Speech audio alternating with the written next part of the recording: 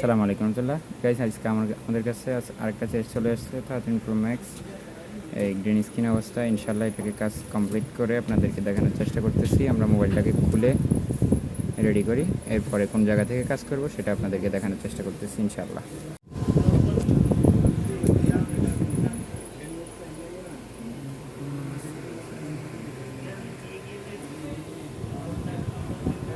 না না, ওইখানে ওইখানে মারবে।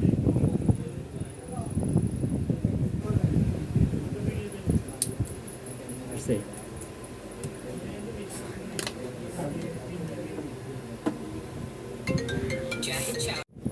আলহামদুলিল্লাহ, আমরা কমপ্লিটলি কাজটা শেষ করছি।